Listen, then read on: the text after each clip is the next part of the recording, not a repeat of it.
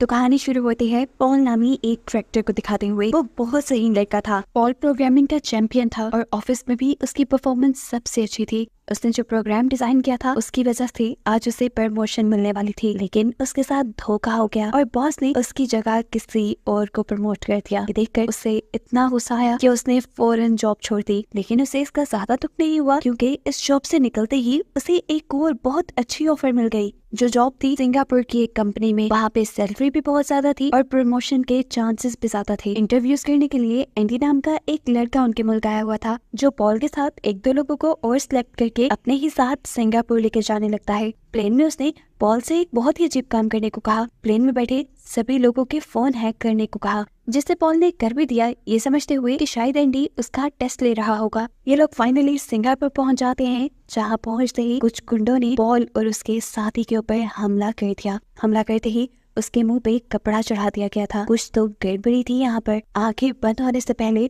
उसने इन गुंडों के साथ एंडी को भी देखा था और उसी लम्हे वो समझ गया था कि जिस जॉब की लालच में वो यहाँ तक पहुँच गया है वो जॉब जरूर एक स्कैम है। खैर, जब पॉल और उसके साथी की आंख खुली तो वो एक दूसरे मुल्क में थे। इस नए मुल्क में ये लोग एक अजीब सी फैक्ट्री के पास आकर रुके थे, जहाँ पर इन्हें मिलता है बेन, गैम्बलिंग इंडस्ट्री का सबसे बड़ा गैंगस्टर। वो इन्हें यहाँ बताता है कि तुम आज से हमारे साथ काम करोगे और अगर नहीं करोगे तो अपना हशर खुद ही देख लेना। पॉल इस बात से बुरी तरह डर चुका था। उसे अब फैक्ट्री के अंदर लेकर आया गया, जहाँ पर सभी लोग कंप्यूटर पे बैठे काम कर रहे थे। सबके मुंह से लग रहा था कि ये काम उनसे जबरदस्ती करवाया जा रहा है और जो ये काम नहीं करता था उसे टीजर गन से टॉर्चर भी किया जाता था। यहाँ पर मौजूद सभी लोग गैम्बलिंग एप्स बना रहे थे। इसके बाद इन सबको सेकंड फ्लोर पर लेकर जाया जाता है, जहाँ पर बड़े बड़े सॉफ्टवेयर इंजीनियर्स काम करते थे, जिनको प्रोग्रामिंग और डेटा माइनिंग बहुत अच्छे से आती थी। और मजेदार की बात ये थी कि यहाँ पे मौजूद लोगों को सैलरी भी पे की जाती थी, वो भी निचले फ्लोर के लोगों से ज्यादा। इसके बाद पॉल और उन सभी लोगों को बेन तीसरे फ्लोर पर लेकर जाता है, जहाँ पे बहुत सारी खूबसूरत लड़कियां थी और ये काम करती थी लड़कों को गैम्बलिंग के जाल में फंसाने का। इन लड़कियों से भी ये सारा काम जरूर जबरदस्ती ही करवाया जा रहा होगा। और ये बात जान के पॉल अंदर तक टूट गया, क्योंकि उसके सारे ख्वाब चकनाचूर हो गए थे। वो जिस उम्मीद से आया था कि उसका करियर सेट हो जाएगा, सब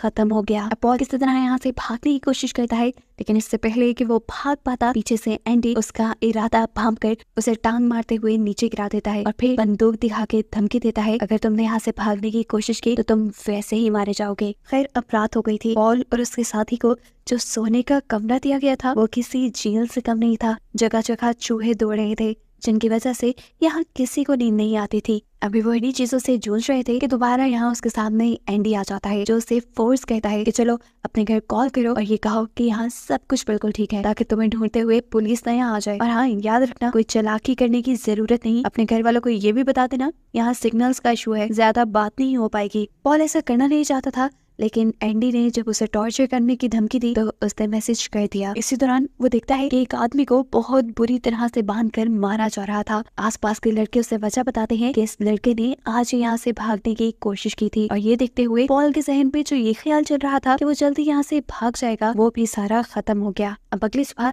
जब ये लोग काम पे आते हैं तो एंडी यहाँ पर पॉल को एक बहुत बड़ा स्कैम करने को कहता है। पॉल ये नहीं कर सकता था, उसने मना कर दिया और उसके मना करते ही यहाँ एंडी के लोगों ने उसे बुरी तरह पीटना शुरू कर दिया। उसकी चीखें सुनता हुआ यहाँ बेन आया, इन सबका बॉस। उसने सभी को रोका और कहा, अरे अरे रुको, इसे मारने की जरूरत नहीं, ये तो बिना मारे ही हमारा सारा काम करेगा। अब पॉल यहाँ पे उनकी गैम्बलिंग वेबसाइट के लिए एक एड डिजाइन करता है। उसने इनका काम तो कर दिया था, लेकिन यहाँ रहना उसे गवारा नहीं था। उसके जहन में एक आइडिया आया और वो हेल्प वाली एक चीट बनाकर पहुंच गया वॉशरूम में। उसकी उम्मीद के मुताबिक यहाँ उसे एक विंडो दिख भी गई, जहाँ से लेटर बाहर फेंकने पर उसे कोई ना कोई मदद तो मिल जाती। लेकिन अफसोस कि यहाँ की विंडो सील्ड थी और जिस सीट के ऊपर चढ़कर वो इस हेल्प वाले पेज को बाहर फेंकना चाह रहा था, वो सीट पे टूट गई। शोर सुनकर यहाँ से एक लड़की बाहर निकली, जिसे देखते ही पॉल घबरा गया। वो लड़की जबरदस्ती पॉल के हाथ से उसकी चिट ले लेती है, जिसमें उसने हेल्प मी का मैसेज लिखा हुआ था। और ये देखते ही पॉल घबरा गया। सीन कट होता है और हमें फ्लैशबैक में इस लड़की की कहानी पता चलती है। ये लड़की,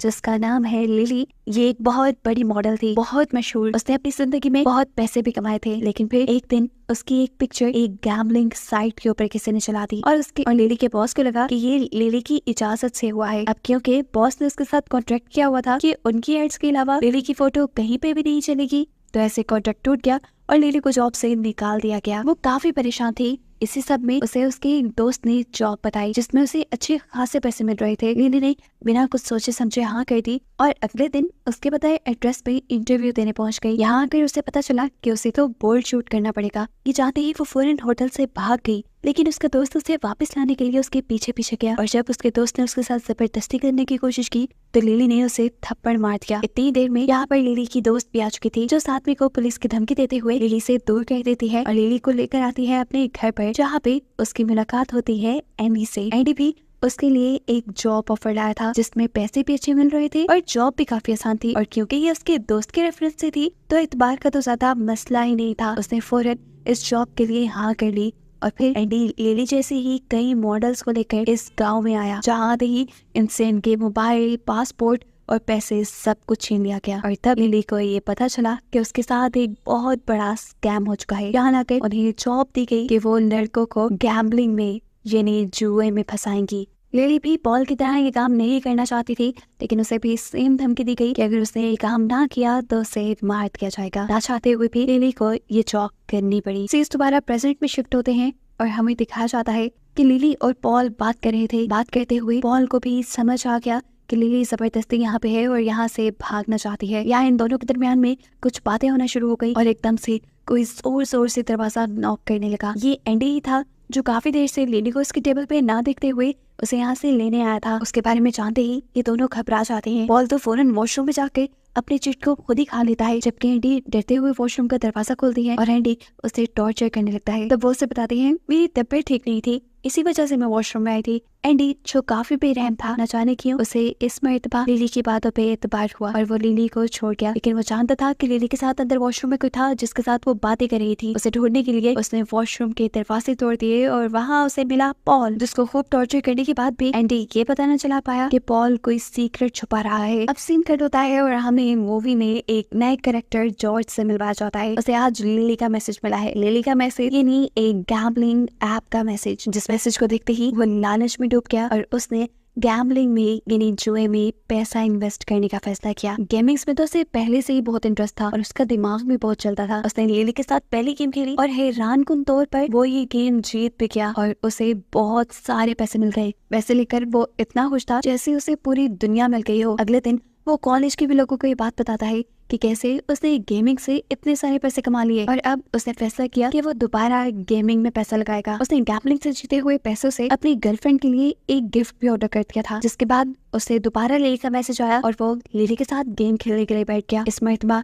उसकी किस्मत ने बिल्कुल उसका साथ नहीं दिया और वो बुरी तरह हार गया। हारने पे उसे बहुत अफसोस हुआ था क्योंकि अब उसके पास तो अपनी गर्लफ्रेंड की गिफ्ट के पैसे भी नहीं रहे थे। ये सारी परेशानी लिए वो लिली को कॉल करता है। तब लिली उसे हौसला देती है, अरे तो क्या हुआ, तुम एक मर्तबा हारे, तुम दोबारा अपनी किस्मत आजमाना, देखना तुम जीत जाओगे। लिली से बात करने के बाद जॉर्ज ने फैसला कर ही लिया था कि वो एक और मर्तबा जरूर गेम खेलेगा। अब अगले दिन वो कॉलेज भी अपनी गर्लफ्रेंड के साथ था, तभी उसे लिली का मैसेज आ गया गेम ऑन होने का। मोबाइल की चार्जिंग बिलो थी। वो पूरी लाइब्रेरी में पागलों की तरह घुमा और मोबाइल को किसी के चार्जर के साथ अटैच करते हुए उसने अपनी गेम शुरू कर दी। अब इस मर्तबा भी जॉर्ज की किस्मत काम कर जाती है या ये भी लिली का एक प्लान था जॉर्ज को बार बार गेम में हिस्सा दिलाने का कि इस मर्तबा जॉर्ज दोबारा गैम्बलिंग में जीत गया और उसे लाखों रुपए मिले। इससे तो वो बहुत ज्यादा खुश था।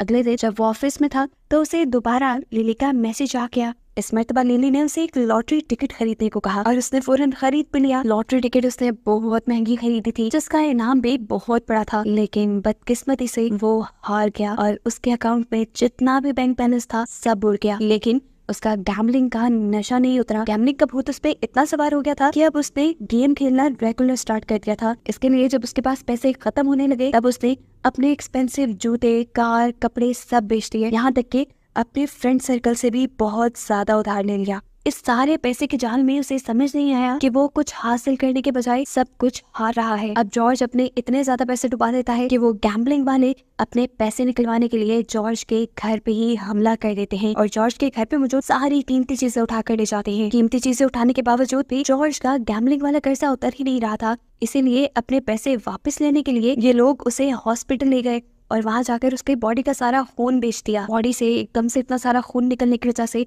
वो बहुत ज्यादा बीमार हो चुका था। अपने बेटे की हालत उसके पेरेंट्स से खराब देखी नहीं गई और फिर उसके पेरेंट्स ने अपनी सारी प्रॉपर्टी बेचकर उसका इलाज करवाया, साथ ही साथ उसका सारा कर्जा भी उतार दिया। अब उन्हें उम्मीद थी कि जॉर्ज ठीक होकर ये सब कुछ नहीं करेगा, वो इस सब से सीखेगा। लेकिन जिंदगी में इतना बड़ा हादसा होने के बावजूद भी वो बिल्कुल नहीं संभला और उसने दोबारा गैम्बलिंग शुरू कर दी। लेकिन इस मर्तबा सैम इन इसकी गर्लफ्रेंड इसका बहुत ख्याल रख रही थी और इस मर्तबा जब जॉर्ज ने बेट लगाई तो हैरानकुन तौर पे वो जीत भी गया पूरे 1 करोड़। इससे पहले कि वो खुश हो जाता, उसे उसकी गर्लफ्रेंड से पता चलता है कि वो उसकी बेट को पहले ही कैंसिल कर चुकी थी और ये जान के उसे बहुत ज्यादा गुस्सा आया। अब जॉर्ज जो गैम्बलिंग के लिए पागल हो चुका था, उसे किसी तरह तो पैसे चाहिए थे, इसीलिए उसने अपनी ग्रैंड माँ का सारा गोल्ड भी बेच दिया, घर की सारी कीमती चीजें बेच दी। और तब भी जब उसका दिल नहीं भरा तो उसने अपनी मॉम को ब्लैकमेल करते हुए उनसे उनके क्रेडिट कार्ड का, उनके लॉकर का, हर जगह का पासवर्ड लेकर वो सारे पैसे भी गवा दिए और बाद में अपना घर भी गिरवी रख दिया और सारे के सारे पैसे गैम्बलिंग में लगा दिए। लेकिन कोई फायदा नहीं, क्योंकि अब वो कोई बेट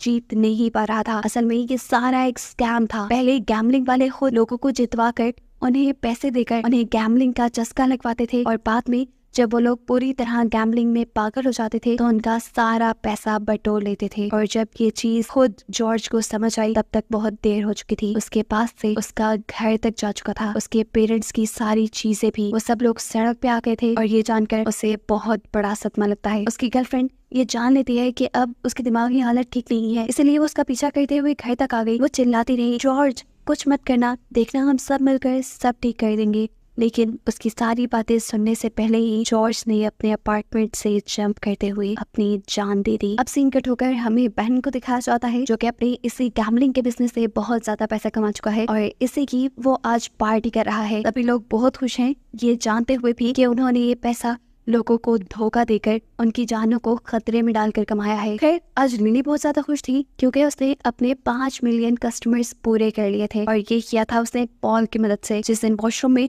वो दोनों बातें कर रहे थे तब पॉल ने उसे कहा था, मैं तुम्हारी यहाँ से जाने में मदद कर सकता हूँ, प्रोग्रामिंग के जरिए मैं तुम्हारे 5 मिलियन कस्टमर्स पूरे करवा दूंगा और फिर तुम यहाँ से चली जाओगी। अब इसी चीज के चलते वो बेन के पास आती है और उससे अपना पासपोर्ट मांगती है क्योंकि फाइनली अब वो घर जा सकती थी। लेकिन बदकिस्मती उसकी कि बेन ने उसे बताया कि तुम अभी घर नहीं जा सकती, तुम्हें 10 मिलियन का टारगेट पूरा करना होगा अब घर जाने के लिए। और ये सुनकर उसकी सारी उम्मीदें टूट गई। वो काम करने से मना भी नहीं कर सकती थी क्योंकि इसका अंजाम भी उसे पता था। यहाँ पर अब बेन पॉल से भी बहुत खुश था क्योंकि उसने यहाँ के सारे सिस्टम को इतना हाईटेक कर दिया था कि अब बेन को गैम्बलिंग के लिए दूसरे वर्कर्स की जरूरत नहीं रही थी। उसका सारा काम ऑटोमेटेड हो गया था कंप्यूटर्स के जरिए। इसी वजह से वो पॉल से बहुत ज्यादा खुश था और वो पॉल से कहता है, बताओ तुम्हें क्या चाहिए। और पॉल यहाँ अपने बारे में कुछ सोचने के बजाय यहाँ के सभी वर्कर्स की छुट्टी मांगता है। सब पॉल के इस फैसले से बहुत खुश थे, काफी देर से बात कर जा रहे थे, एक्साइटमेंट बहुत ज्यादा थी। जाते हुए एक लड़का पॉल से मिलकर भी जाता है जिसके हाथ में पॉल ने सीक्रेटली एक नोट दे दिया। इस नोट के अंदर बहुत कुछ लिखा हुआ था। असल में ये पुलिस के लिए एक सिग्नल था और नोट पकड़ने वाला लड़का भी ये बात समझ गया।